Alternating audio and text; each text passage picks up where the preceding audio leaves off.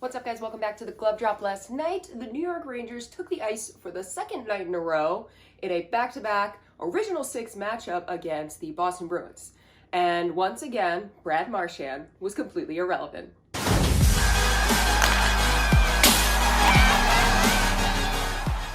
Going into last night's game, the Boston Bruins were leading the Eastern Conference with the Rangers just behind them in second. And though the Boston Bruins were without McAvoy and Zahara, the Rangers were still missing a few players as well. The Rangers were without Kakko, they were without Yedel, but Keandre Miller did come back after taking some personal time, and Nick Bonino did come back after having the flu. But let's get into the game. The first period was played very conservatively by both sides. There was not much room for open ice at all, and it seemed as if both teams were just kind of feeling out how the game was going to go. Again, they're both coming in off of playing the night before, so I'm sure they were tired there as well. The Rangers did have the best chances in the first period, but they were unable to get the puck in the back of the net, and they wrap up the first period with no goals scored by either team, but the New York Rangers are on the PK at the end of the first just for about 20 seconds, which means they are going to start the second period on the penalty kill. The Rangers managed to kill off that minute and 20-second penalty at the start of the second period, but once again, we're seeing the Rangers getting scored on very, very shortly after they kill off a penalty. I do not understand what is going on with that, because we're seeing it time and time again.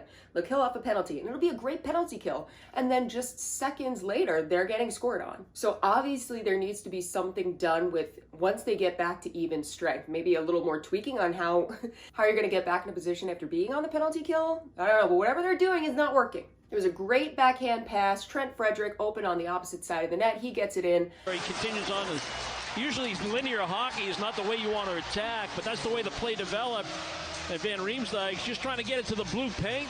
Frederick goes hard. And what was frustrating even more so is that Peter Laviolette wanted to challenge this, because there was some contact between Frederick and Igor Shesterkin.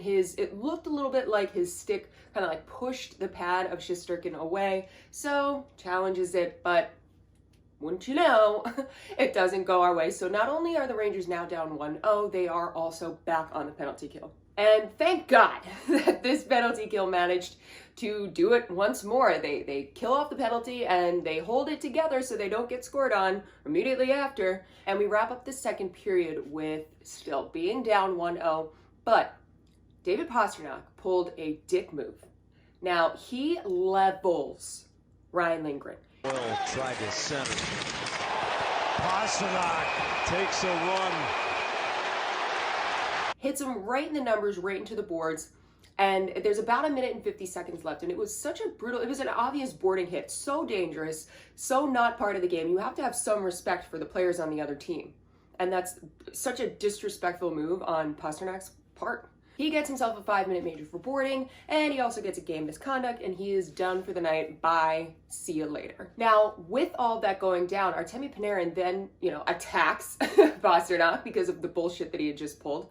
So Panarin ends up getting a 2-minute penalty for roughing, which I completely disagree with. There was no punches thrown, and after a hit like that, you're going to expect some kind of retaliation. So I don't know, but the refs felt like that was going to be what they're going to do. And so instead of the Rangers having a 5-minute power play, they're going to be 4-on-4 for 2 minutes and then have their chance for 3 minutes. But the Rangers don't do anything with that 3-minute chance.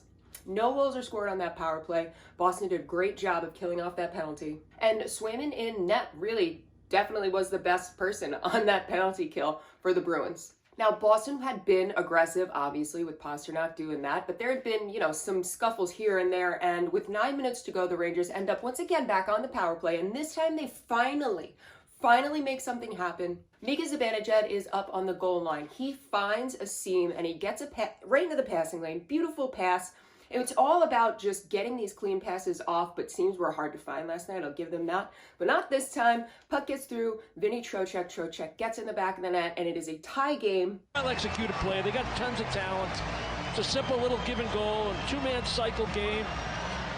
Great. And we're seeing both teams putting up such a great defensive game for the remainder of that third period that once again, we're going into overtime. Overtime is so nerve-wracking for me. I don't know why. I feel like even if the puck is in the complete opposite end and the Rangers have it, I'm still like, the second Boston will touch it, I'll be like, oh, they're going to score. I can't But that's not what happened. 2 minutes in, the New York Rangers, after having skated circles around Boston, played such a patient 2 minutes and had completely maintained control. We see a beautiful pass by Artemi Panarin right over to Vinny Trocheck, who once again, for the second time tonight, Trocheck. But the Bruins have had the lead into the third period and Finds the back of the net. The Rangers take the 2-1 win in overtime, and it was a really, really good game. That was like a fun game to watch. The Rangers outshot Boston 33-23. They went 1 for 6 on the power play, and they went 4 for 4 on the penalty kill. And having beaten Boston, now the New York Rangers are leading the Eastern Conference. The next game for the New York Rangers is Tuesday against Toronto. Hopefully they'll have a little bit of a redemption game for that.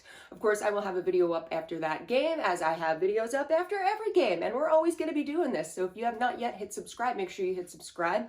And if you want more of The Glove Drop, you can check me out on Instagram, TikTok, and Twitter at The Glove Drop. There's always a bunch of stuff going on over there. Thank you so much for coming through, and I will see you guys all in the next one. And in the meantime, let's friggin' go. Vinny Trocheck.